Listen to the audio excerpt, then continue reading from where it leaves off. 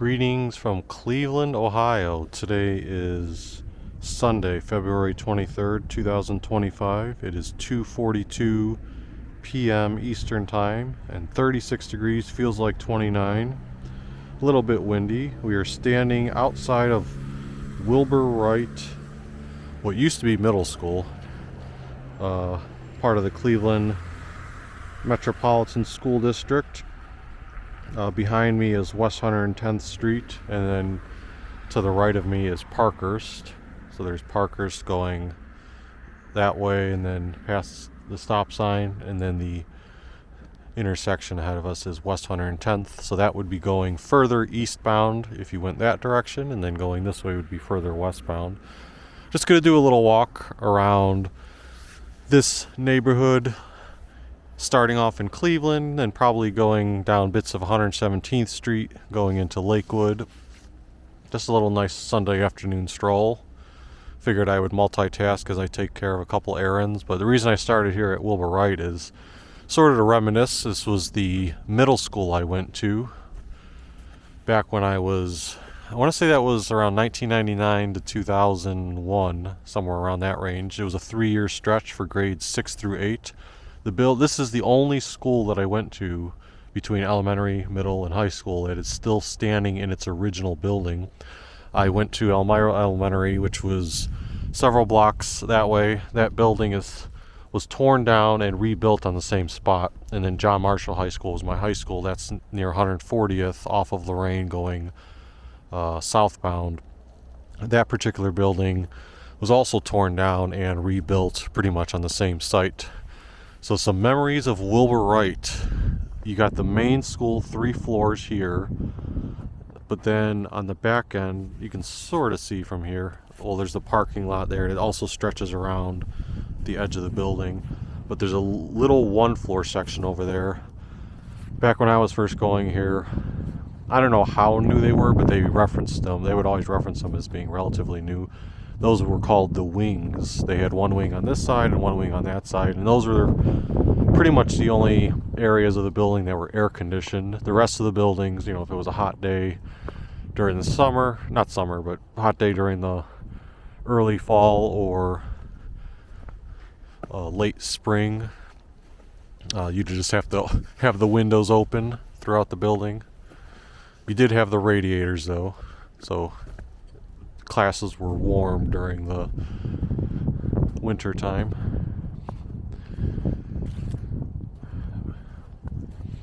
Yep, I have vivid memories of this. Now, we didn't often go outside to play. A couple times we utilized the parking lot, I think, for some kickball games. Weirdly enough, like on the very last day of regular school in 8th grade, so final school day completely in this building, for whatever reason, all the kids were taken outside, and we were throwing like a football back and forth on these stretches of grass. They now have a couple of bicycle racks here for the students. I think the exterior of this building was used in a shot for A Christmas Story 2. Not the original Christmas Story, but A Christmas Story 2, which is far, far less popular. I've never even seen that one. But Wilbur Wright is now a pre-K through 8 school. So no longer just a middle school. I don't know if there's any like true middle schools remaining in the Cleveland School District. I think they sort of pivoted from that strategy a while back.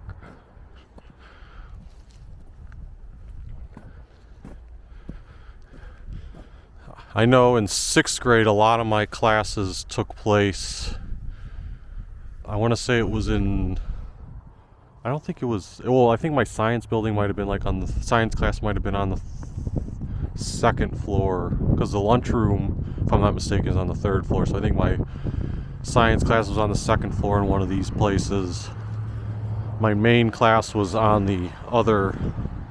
not the other end of the complete building, but if you just made one left-hand turn on the edge there, that's where my homeroom class was for 6th grade.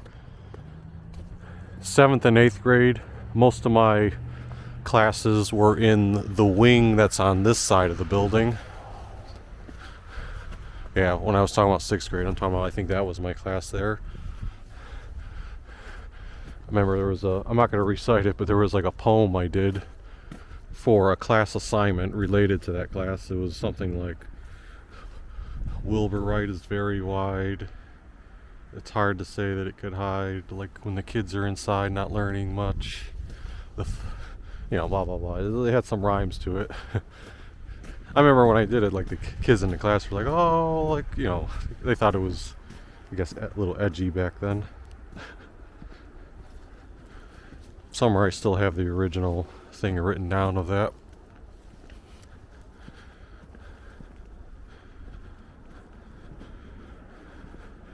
Yeah, the sign there, the letters are all off, but they're pretty much all off, but it does say Wilbur Wright Preschool, and probably should say through 8. The playground of this portion, I think, was added after I was gone from the school.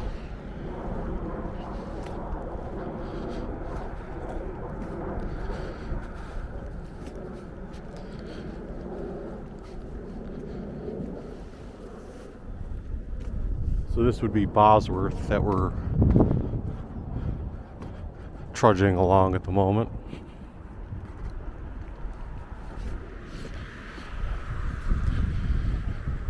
Unless there was a fire bell, I seldom use this door or the front doors. Most of the time, or almost every time, my mom would give us a ride to school, so we would be going in the doors on the back side of the building by the parking lot. So this would be part of the wing over here, where most of my 7th and 8th grade classes were. And then this is also part of the wing.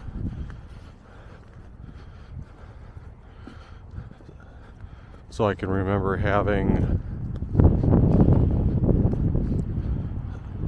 a social studies class in there, or history class, whatever you want to term it, a reading class in there. My science class was like 3 classes down. Math class was about probably the first window that we had seen around there on the wing. And then over here, this large area is the gymnasium. And we had gym every year. That smaller part over there again is the back part of the wing.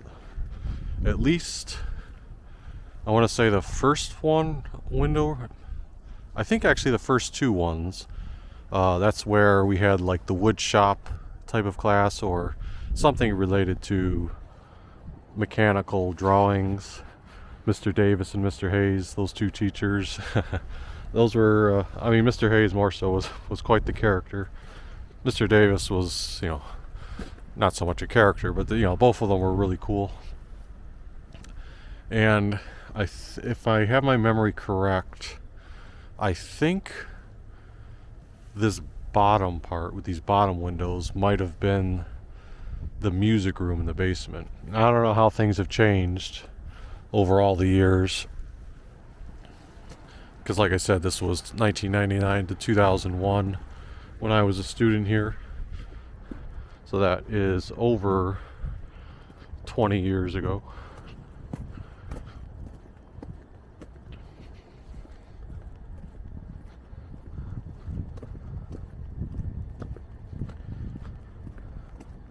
But let's head back up Bosworth and go to Lorain Avenue.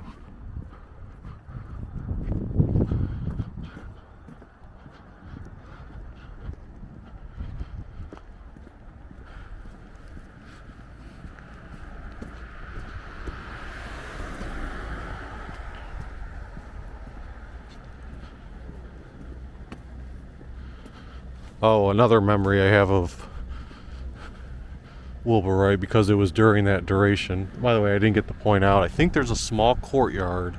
See that like little gap there where it looks like you could go into it? I think there's a courtyard there. And the library would be if you went all the way to the opposite end of the building. That's where the library would be. But yeah, one of the things is, one of the most significant moments of your life is often, where were you when 9/11 happened, the September 11th attacks and the Twin Towers in New York City. So I was in my 8th grade class.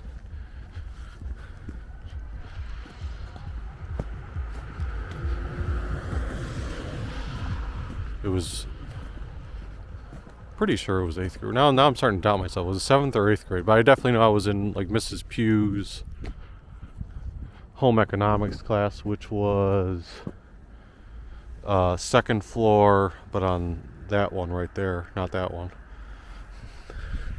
So I was in that home economics class, and they had just the small CRT televisions that were, sometimes they were on a pole, sometimes they were like mounted to the side of the wall. So you really couldn't see a lot visibly if you're far back in the classroom. But I remember her saying like, oh, this is a major event. So we basically weren't doing any work for that class period. She just had the news stations rolling, and at the time I think we were aware that, oh, major event happened, something significant to the point where kids are going to have to go home, or a lot of parents are going to call kids home, and we're not doing any work. So we understood it was significant, but until I got home, I don't think we really understood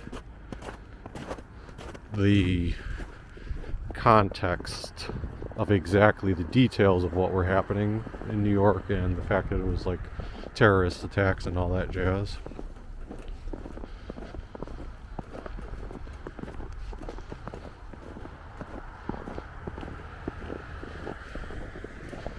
Here's the intersection of Fidelity and Bosworth.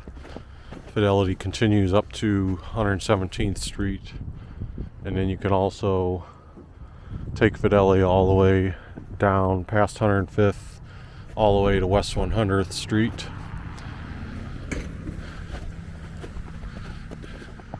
Debating which side we want to walk on here. Let's go ahead forward here and cross on the eastern part of the street.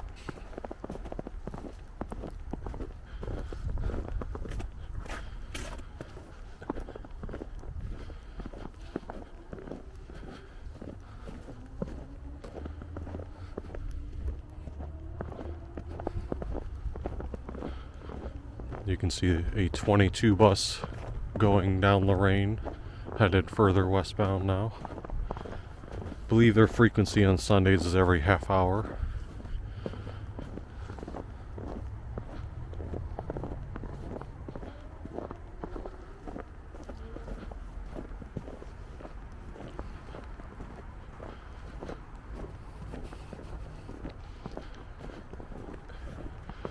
Now I've done a biking tour a couple years ago down Lorain Avenue that started near St. Ignatius Church, which is by West Boulevard, going eastbound. And I headed westbound in that video. At some point I want to do a walking video down a good portion of Lorain so I can slow down, even though there's still not like a good concentration of active businesses with a consistent theme per se. Like it's not like closer to the Ohio City area where there's more vibrant, newer stuff to talk about. By the way, from this angle you do get a distant view of downtown Cleveland, the skyline, at least Key Tower, the BP building, Sherwin-Williams building, Terminal Tower, and a few others. So if you go down that way, you would hit like West Town, where there's a McDonald's, Taco Bell, PNC, Save-A-Lot, Family Dollar, among other stores. Domino's Pizza would be on this side of the street.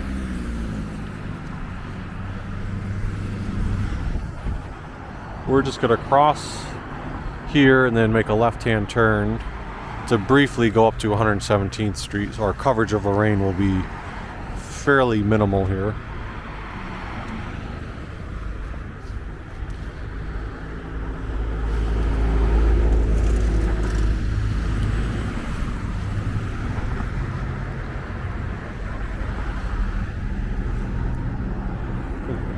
Pretty busy day of cars for it being a Sunday afternoon.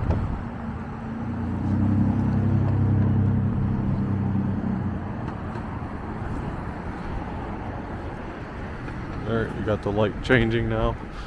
This is one of the things that's still a pet peeve after all these years. This is one of the busiest intersections that, to my opinion, does not still have a, hand walk signal, like, go ahead and cross the street. The white guy that shows up, or the red hand. And I never understand why, because it's a pretty large intersection, but they've never implemented that.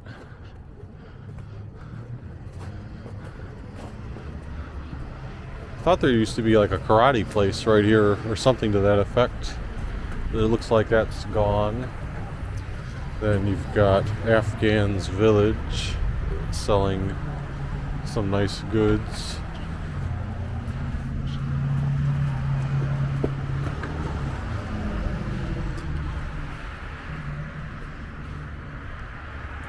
Ariana Afghan handmade rugs and clothes. It is one thing I say, like from this stretch of Lorain going down toward 140th, you see a lot of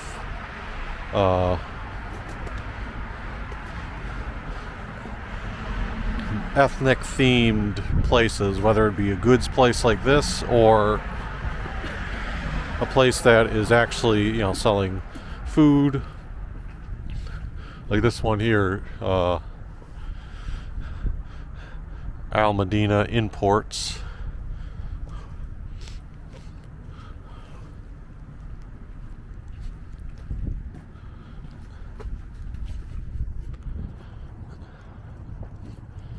And right here at the corner of 116th Street and Lorain, Cleveland Public Library's Eastman branch. I still have not had a chance to go in there since the renovations took place. They were closed for, I felt like a couple of years. It seemed like it dragged on. They opened, I think it was sometime last year, 2024. My mom was in there a couple of times. She gave the impression that they seem to reduce the selection of books significantly and make it more of a, what do you want to call this, like a space for either activities or various other things. I'm also not a fan of this. I think you should have open windows to show, they used to have open windows here where you could look into the library. Now you really can't see it from the outside, or you can't see it from the outside. I don't know if these are raisable. But yeah, one day I'll have to go in there and do an assessment myself, because it's such a small library though. That's the type of thing where I'm hesitant to film. Right here you just have a rent-a-center. And I wonder if this place is open still. This used to be a Family Dollar, and then either a year or so ago they left, and Smart Buys Outlet went here. Now it does say please go through the back entrance, this is closed. But when you look inside, it looks like, it doesn't look like that's the type of thing we're just restocking. It looks like we're out of business. There's nothing there. Now it does say Friday, Saturday, Sunday is a restock day. So does that mean they're closed on those days? But nothing's in there, so I assume that maybe they've gone out of business. It was supposed to be, like I said, an overstock place.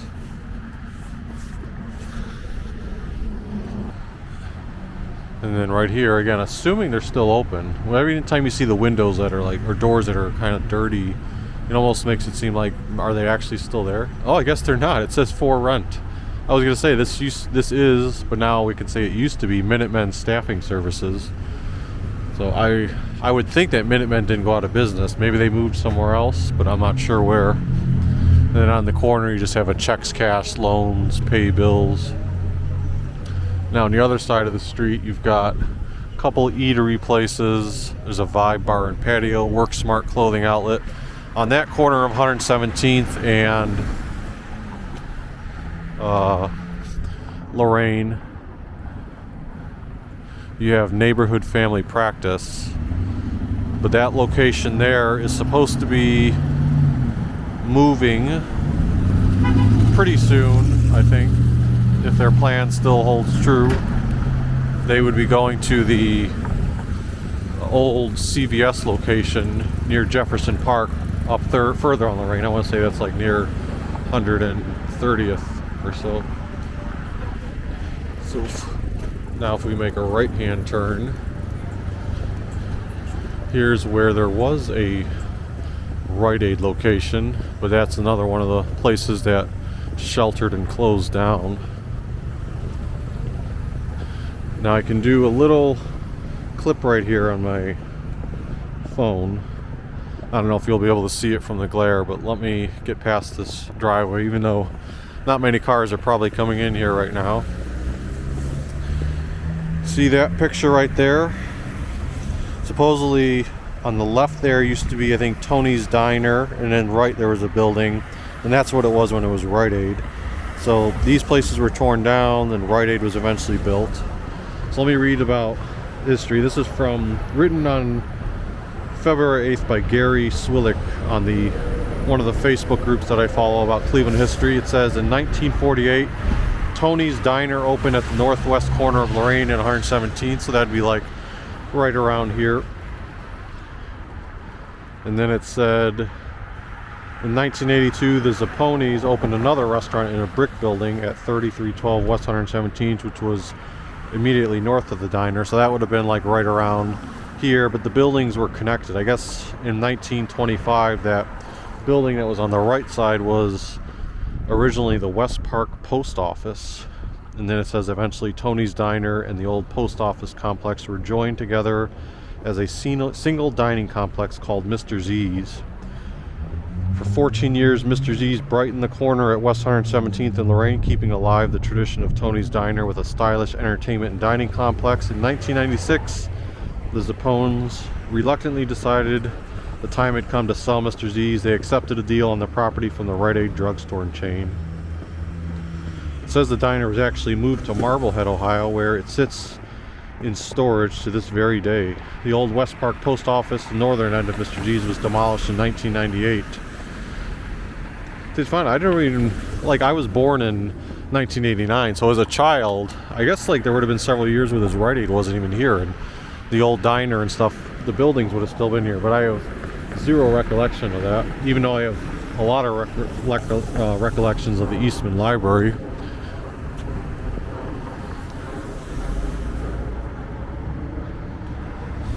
So yeah, that's a interesting tidbit. I mean, I feel like I've read things too that the Tony's Diner used to be frequented by maybe Dennis Kucinich or some other people. I could be wrong on it, but I feel like I've read some Facebook posts in the past on that. Here you've got Chill Vibe Store, dispensary across the street, Smoke FX, and a beauty supply store.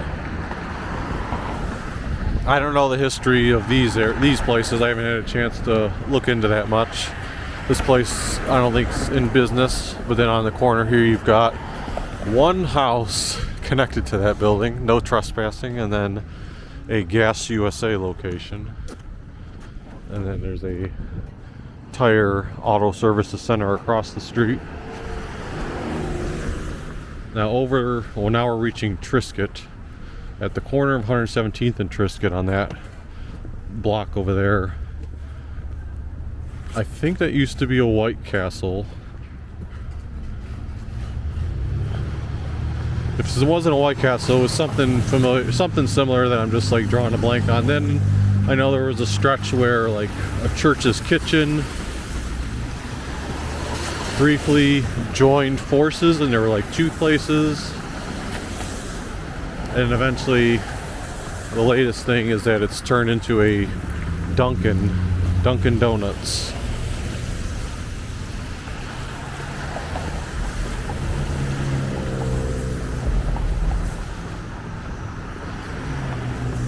I'm doubting myself. Like, was it actually a White Castle? My memory is foggy. I feel like it could have been, but it could have been something else.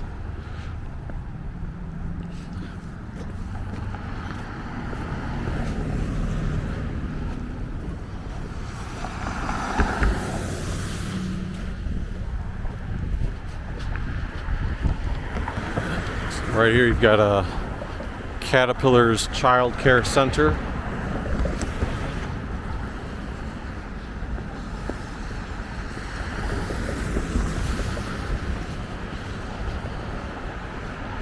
And then this is where you can go into I-90 East if you take the ramp there, or I-90 West.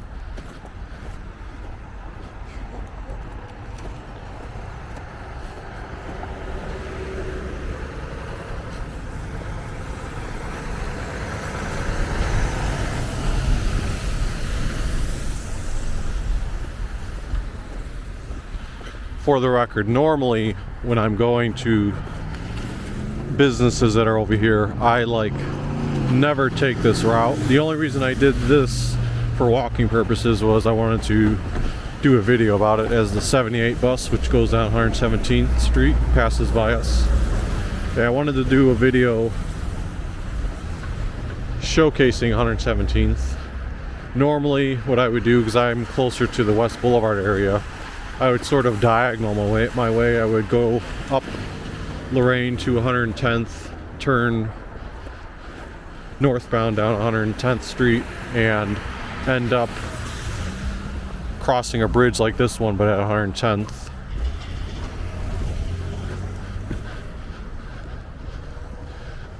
And then make my way down by Western.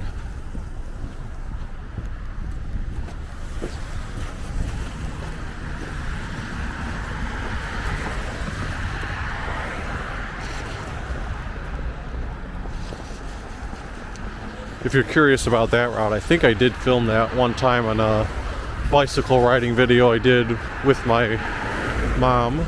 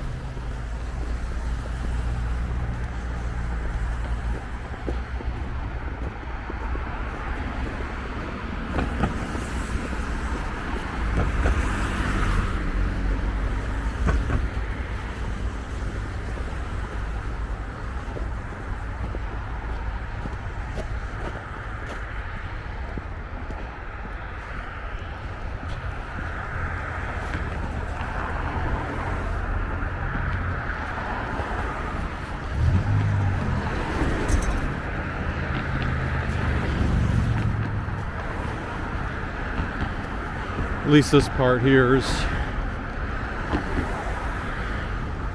somewhat clear for walkers.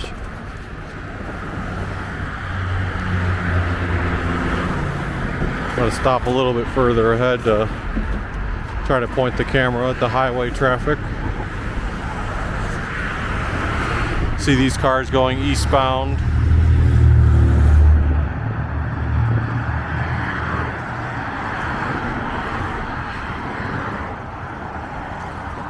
So they're coming from the west, going toward downtown Cleveland.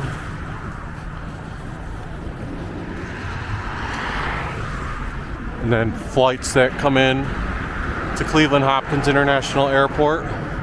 Like when I flew in last early Wednesday morning, It's often what my planes do if I'm coming from the west. They'll circle over the lake and then make a turn right near downtown Cleveland and then make their way back to the airport.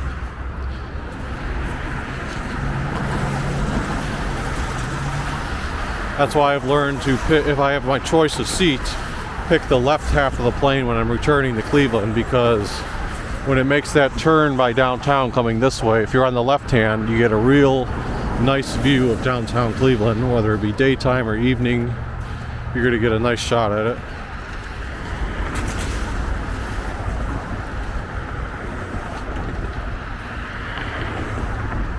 And then up ahead here, so you could turn here to go westbound for cars that are coming south on 117th Street. And there's one of the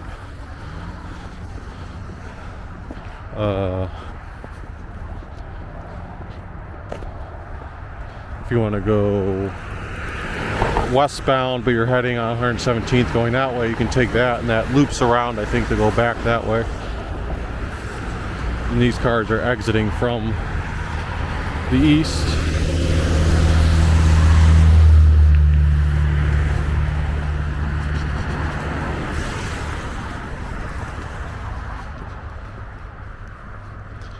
Alright, so this plaza that's here on the left-hand side, it's been here a while, but I do have memories of when this was nothing, just empty grass. Now, I don't know if it was anything before it was empty grass, like if there used to be factories or something else here. But when I was growing up, this was just all empty green. And then eventually they announced that they were going to develop it into a Giant Eagle, and I feel like it was simultaneous. I don't know if they were split up, but Giant Eagle and a Target location. So this, even though there's only 2 businesses here, like usually when I think of areas that have a Giant Eagle or a Target, you think like, okay, they're located in a huge strip mall area. Like Steelyard Commons, you've got a Target, but you have all these other stores associated with it. So I've found it a little bit unconventional that you have Target essentially by itself. Yes, it's paired with a grocery store, but it's worked. I mean, there's never a shortage of people here. Let me walk back over here. He's actually walking in the street here. I'm going to get back up. Just the snow is higher. Now we're on the sidewalk.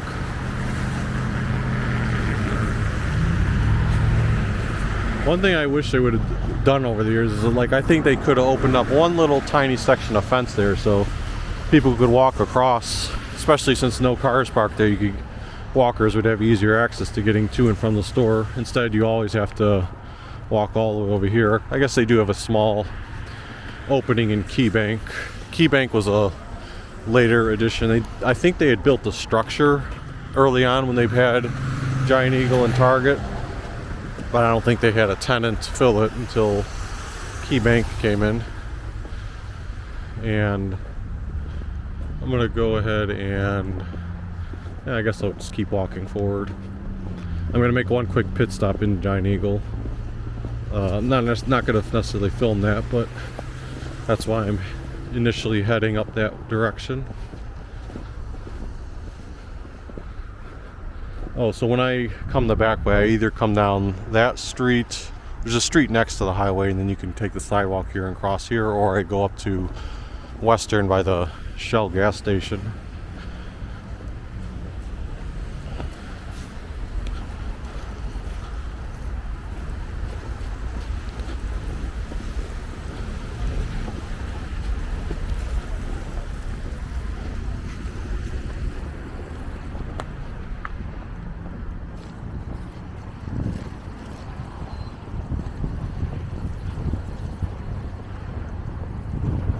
And this Giant Eagle location came here when the one that was at Westtown at 110th and Lorain moved out. Like that location, 110th and Lorain, used to be a Finest grocery store. Well, I'm talking about after the Sears was torn down. It was a Finest grocery store, then a Tops, then briefly a Giant Eagle. Ooh, look, a dime. Always look for loose change, especially when snow's melting. Collect that over the years and it adds up in bunches.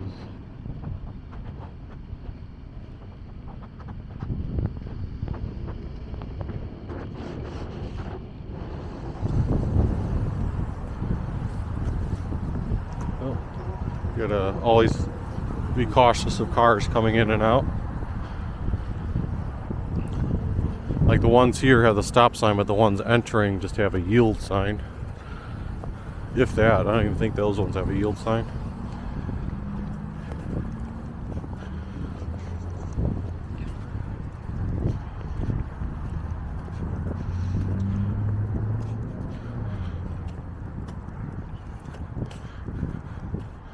Alright, so I'm going to pause the camera footage, do my quick in and out of Target and Giant Eagle, and then I'll resume and we'll pick up the tour heading further northbound on 117th. So as I walk inside this Target now, the same person, Gary Swillick, posted in that group, there's 117th and Lorain. So there used to indeed be a small community there of streets before Giant Eagle and Target here. So I must have remembered after. There's an example of one of those streets and houses that were on it. So I must have remembered when those were already torn down. In one of the Facebook threads, someone was saying, like, when they were planning this, the houses there weren't in the best of shape, but people were still offered like $250,000 buyout to take their land. So like they were more than happy to take it and find somewhere else to go. Now in Giant Eagle, you got the produce, and then my favorite section, the desserts. They should have some Easter-related colors or cookies. Let's see what they've got. The thumbprints with the pink, yellow, purple. Same with the colors there. They still have hearts. And then some flowers. And then some big cookies. They're big chocolate chip cookie cakes. More regular cookies over here. Problem is, at full price, they're always pricey still. Sprinkles with a little Easter flair. Cupcakes with the same theme, carrot cake. Alright, finished up at Giant Eagle for my quick pit stop.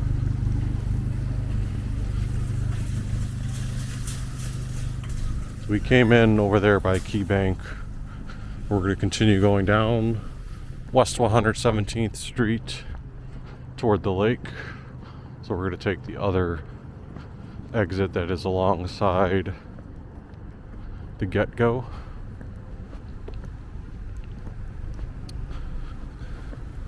Across from Get-Go is Advance Auto Parts. And when we get a little bit closer to the street, I'll talk about something else that is on the same side of the street as Advance Auto Parts.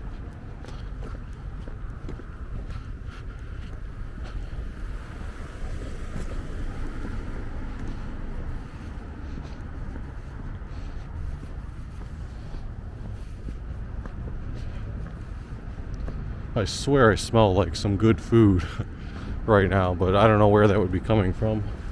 I know the Giant Eagle has that area where they cook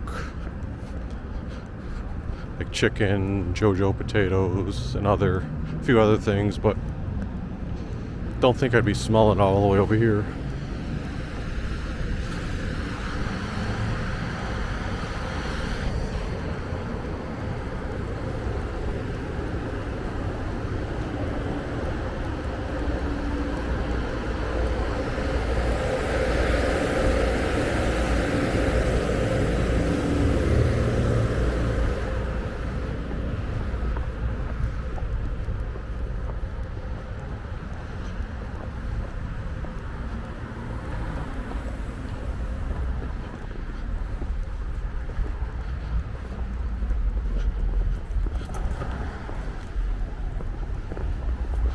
Alright, so if you're a Clevelander, one way or another, you may have heard about the Lido Lounge.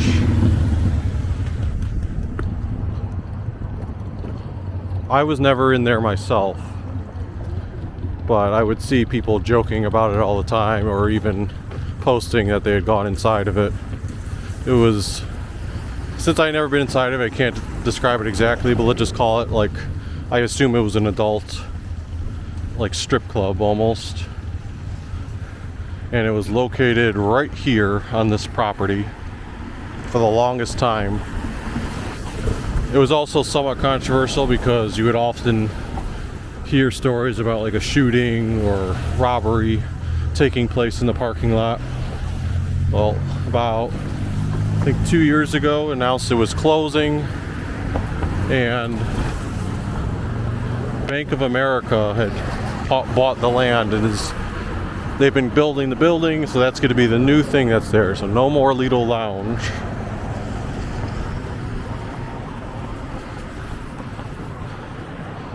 There is a clip online though. Someone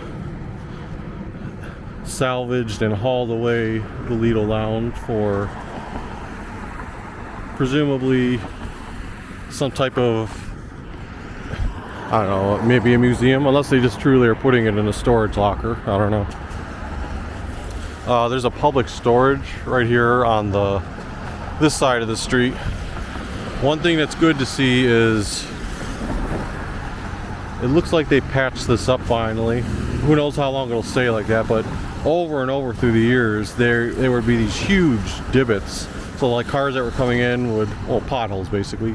Cars that were coming in would have to deal with them, and they were like, so I wouldn't mention them if they weren't so extreme, but I noticed late last year, instead of just patching them, they were like actually ripping the whole area out, I think, and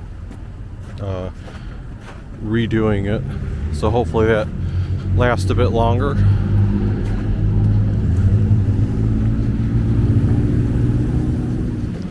There's the Shell gas station across the street.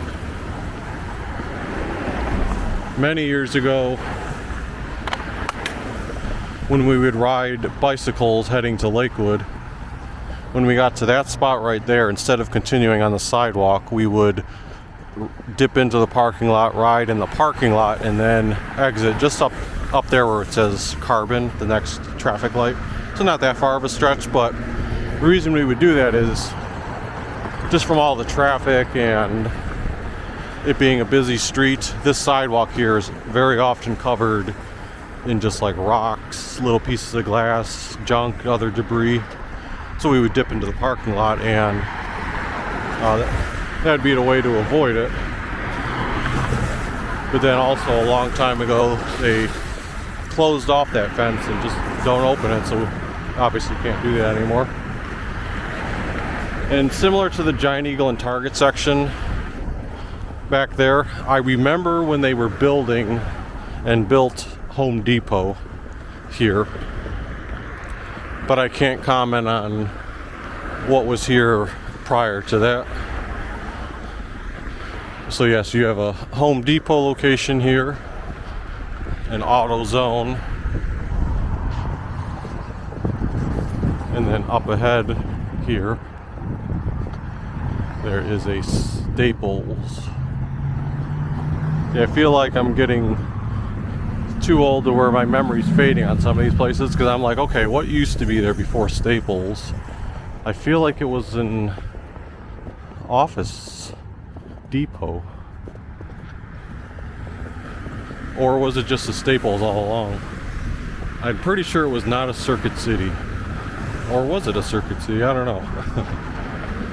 See, now I'm doubting myself again, because I'm thinking, like, didn't I go in there when I was looking for my first computer and like considering looking at options at that place back when I was like in middle school? I think I eventually purchased it at a Best Buy location in Brooklyn. But anyway, in this little plaza, there's a Staples, H&R Block, Penn Station East Coast Subs, spin cycle. That's a laundromat.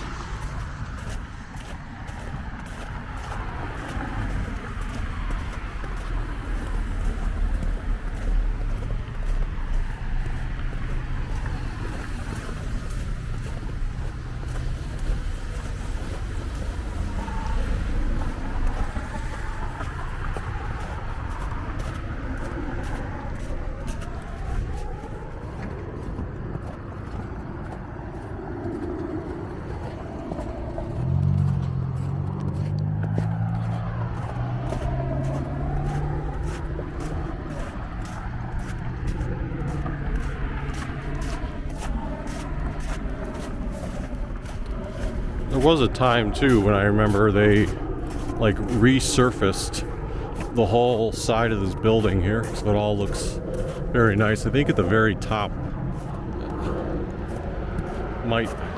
you can see a clear difference. I know I'm too close to the building for the camera to probably tell, but if you're walking past it you can see.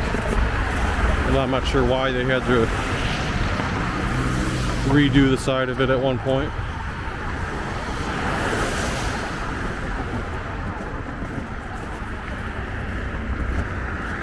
And you can rent some U-Hauls and Fast Lane Auto located here. As we approach the intersection of Berea and West 117th Street. I miss the days where you could go make a left-hand turn down Berea right here, and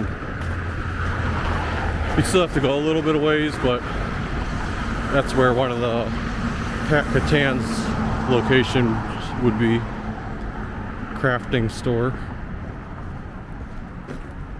especially right after Christmas. My brother and I would go there for a stretch of several years afterward, because what they would do is they would have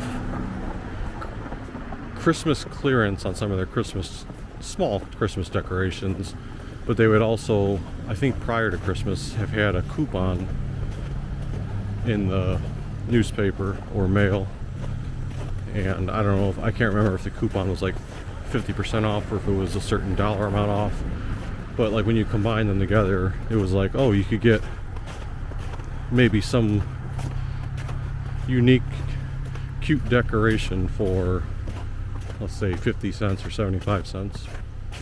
So yeah, that was like, at least I want to say 3 years in a row we did that. It was more about the fun of just like going on that hunt and adding that annual Christmas decoration to the collection. I think one year was like a squirrel.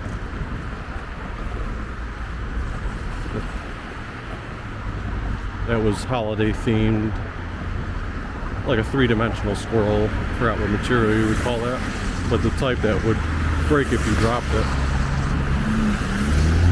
And in another 2 years, I think one was like a wooden colored Christmas stocking sign, and the other year might have been like a snowman of some kind sign. So here we're passing under one of the railroad tracks, and the other set of railroad tracks is where the RTA Red Line station is for the Madison 117th stop. Now that location is under construction, and it's been under construction for a while. Hopefully it can open sometime this year, but presently they have single tracking going on when trains reach this area, and they just pass through. There's no stopping here, so that's why you're going to see the parking lot over there will be completely empty.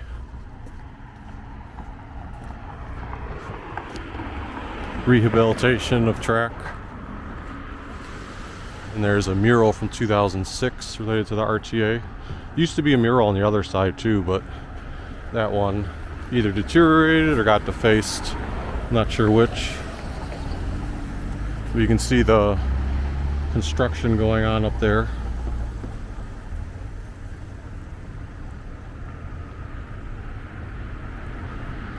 Another noteworthy thing, this underpass here, you have to be really careful when it's very heavy rain season, because that is one of the areas in Cleveland area that is known to have big floods, and you can find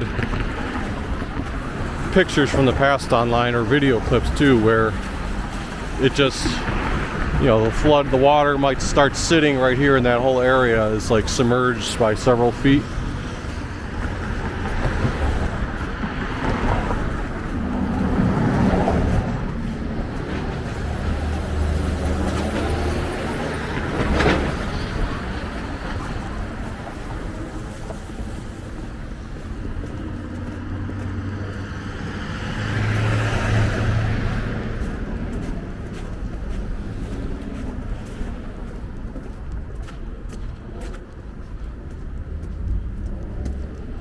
We're just getting ready to enter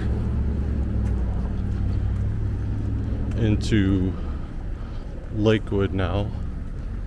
I'll talk about the border in a second, and someone can correct me if I'm wrong.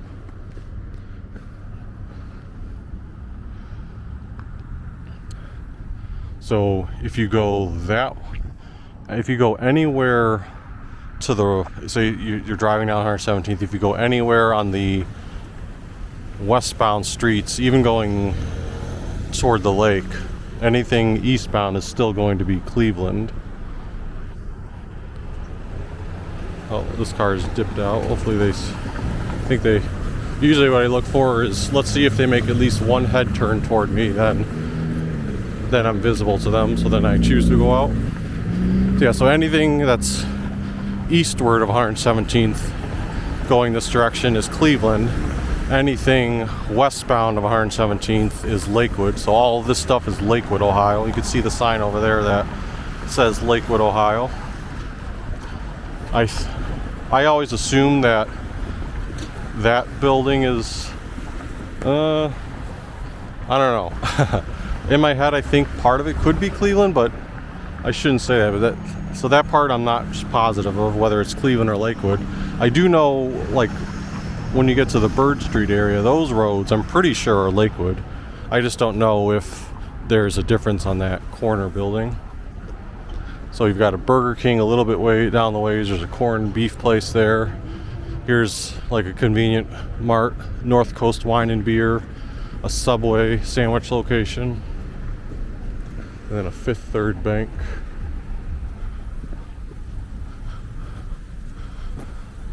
I don't know how to exactly describe it, but that housing over there is relatively new in the grand scheme of things. But I believe there's some type of like LGBT theme that went into that as far as the housing units. That's something, if you're interested in finding more information about it, you can look into. And then over here on our left is the ever popular Aldi location, the German grocery store chain. It's spread across the country in a lot of states, but in some states it still has 0 locations, including Utah, where I frequently am. I'm going to make another pit stop in here, and then I'll see if I continue going after this, depending on what I'm carrying. Eggs are hard to come by these days. $5.97 if they did have them. Milk's price though is not too bad, $2.57 right now. I get a kick out of these things for kids when they have like a store branded shopping cart, so you act like you're an Aldi. You even have the coin slot and the chain that takes it out. I've seen something similar with Target. That is $14.99. Alright, done at Aldi. I think what I'll do is I'll try, because I think I can time up a bus partway on the way back. I'm going to try to walk down to 117th in Detroit and By the time I get there, I think the 78 bus should be ready to take me back up to Lorain. So let's carry on for a bit.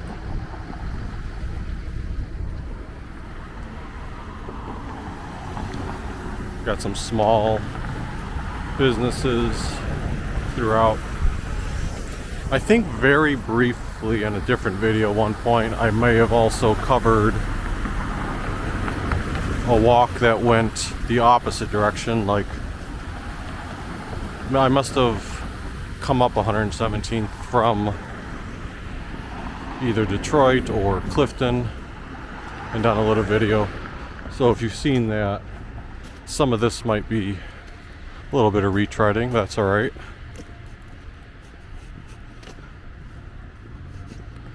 There's a KFC,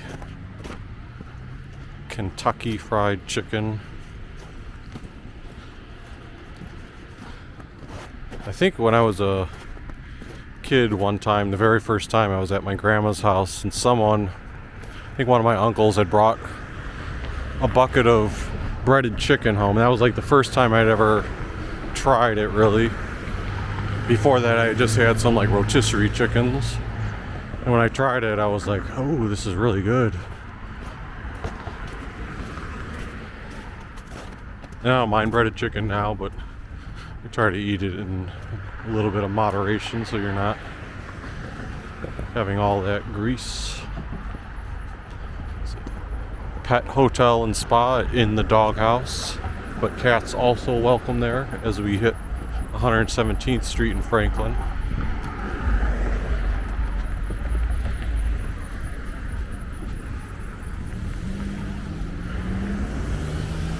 You can see again, all these streets have the Lakewood, Ohio sign. And we saw a Dunkin' earlier in this video on 117th. Here's one just a bit further down in Lakewood. I was there once after playing a sporting activity on a Saturday. One of our buddies took us here and grabbed a donut. There's a Taco Bell location.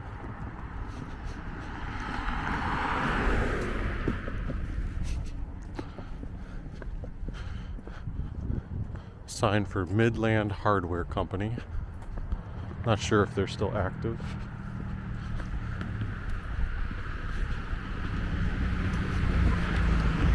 Here's a house that's still on 117th. There's a couple of them here and there. There's a Panda Works Asian Cuisine, Mr. Hero, Check Smart.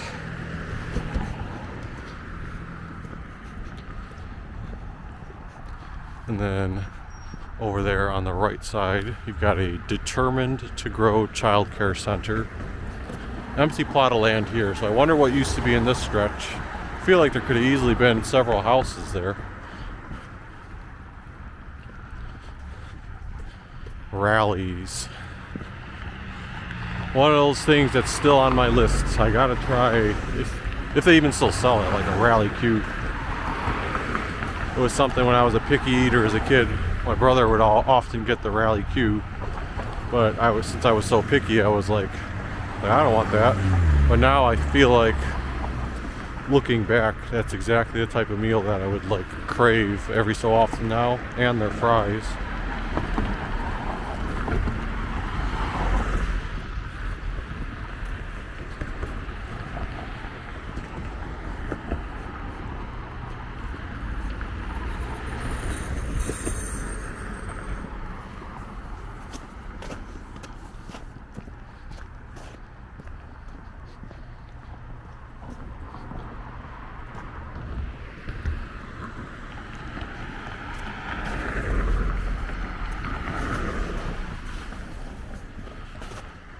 Another one of the houses that are still on West 117th.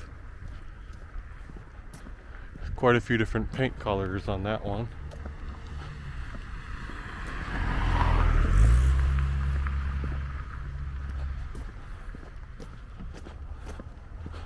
Have an animal hospital to our left.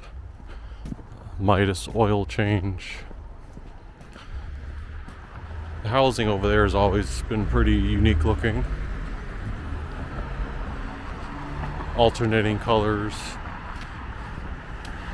The points on the edges on top.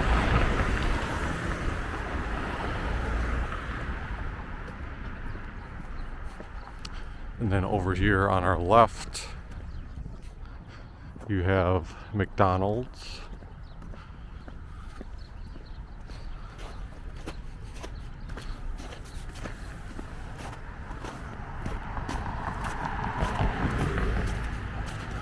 Oh, and it looks like they've made a lot of progress since the last time I've been by here on these places.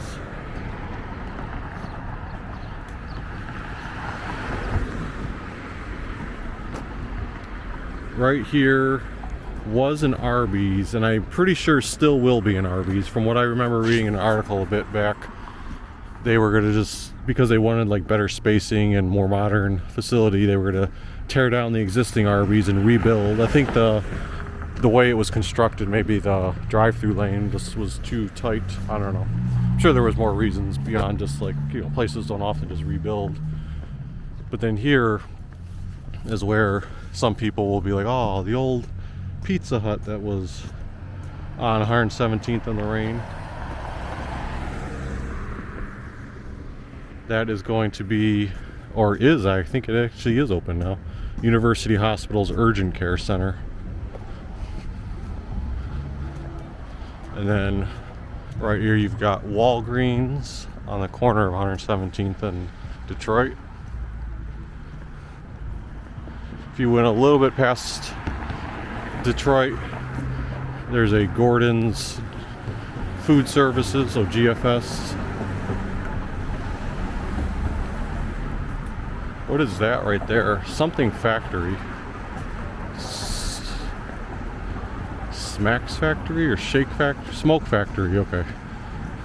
There's a tiny park right there. North Coast College was there. The building's still there, but that's closed. There used to be a Payless there, which is a Lakewood Urgent Care now.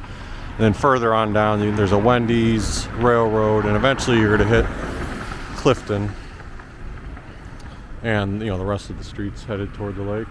But right there you see the sign that says, "Welcome to Cleveland." You turn around over there. I know it's being blocked, but there's a "Welcome to Lakewood" sign. And that's where we're going to conclude this portion of the video. When I get off the bus, I might get off at Lorain and film going back down toward 110th and show like a little bit of West Town. So stay tuned if I do that.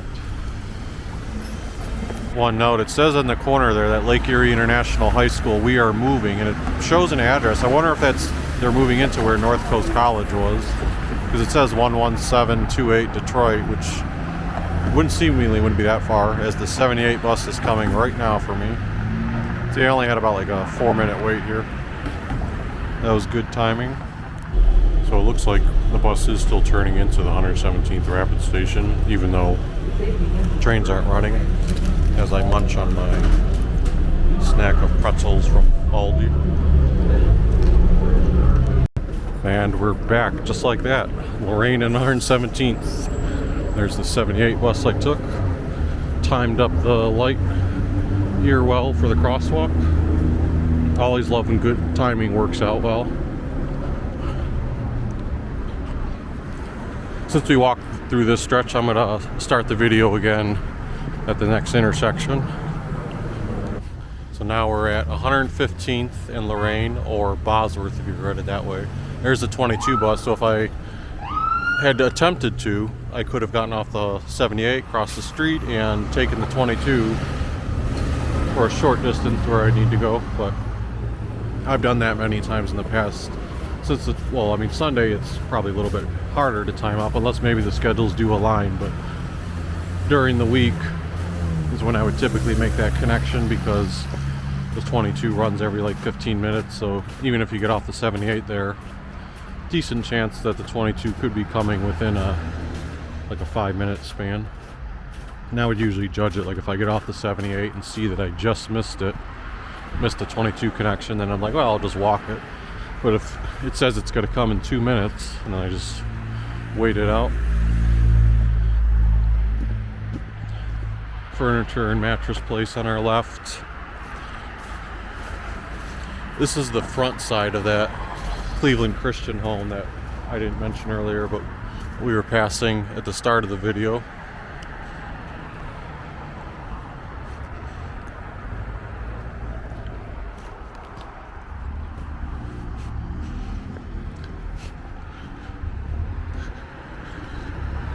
So not a lot to talk about with some of these locations.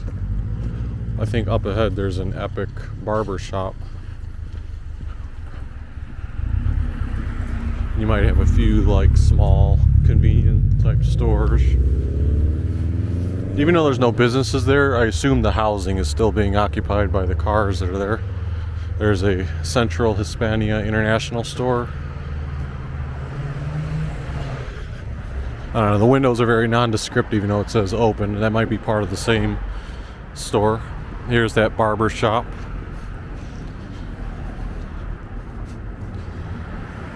And then Faders. I guess that's another multiple barber shops. Maybe Faders is more of the what do you call it? Beards or sideburns, facial hair.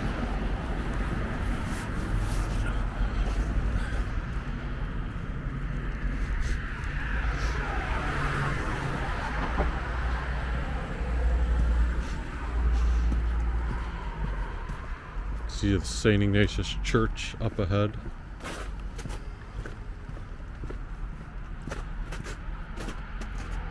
When I say up ahead, it is in the distance, but I mean you can see the church tower.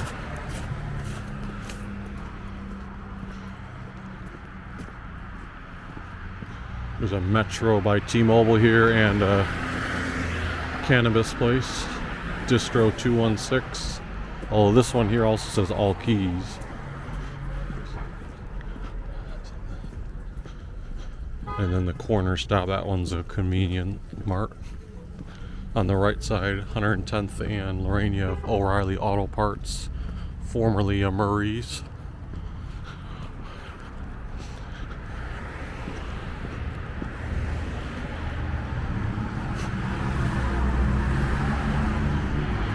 Before the Burger King was here, there used to be, when I was a kid, some big arts and crafts store.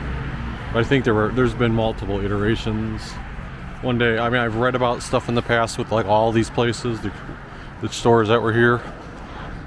But I gotta really study it, maybe do an article on it someday. Here's the Burger King. I've mentioned this anytime I pass by, but for those who know that Ariel Castro case and the Cleveland kidnappings, at least one of those victims went missing at this intersection or this area right here.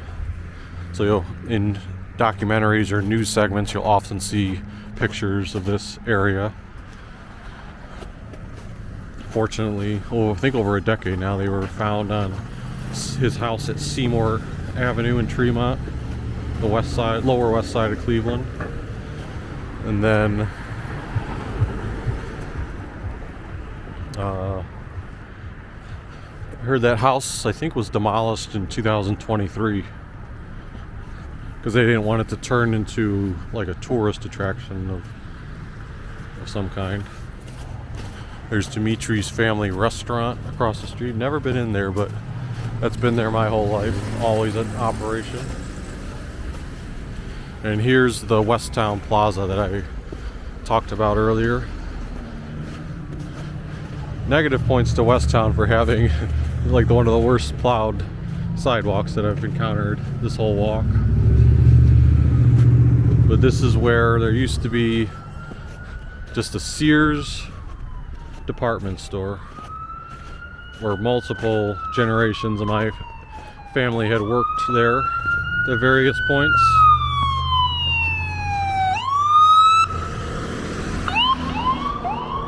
But that was, I believe, before. I don't think it was still up at all during my lifetime. I could have been too young.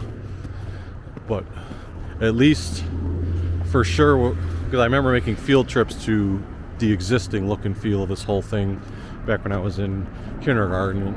So I don't think everything was built so quickly. I think probably in my whole lifetime it's been like this. But that's where earlier I talked about there used to be a grocery store over there called Finest. Then it turned to Tops. Then briefly it was Giant Eagle.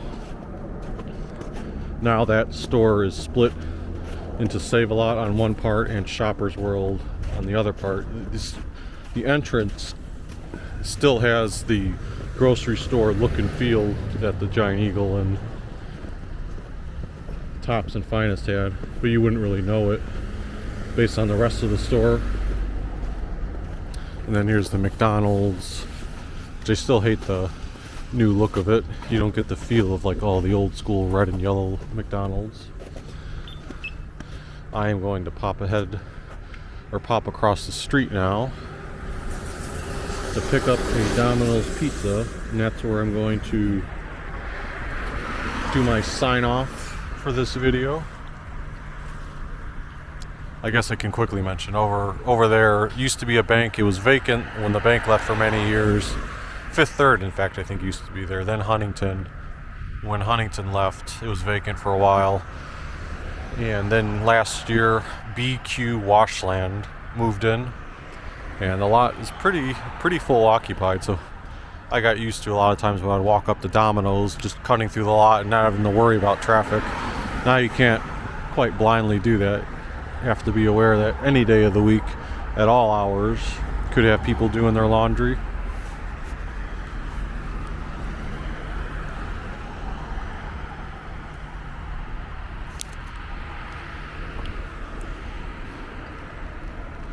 All right.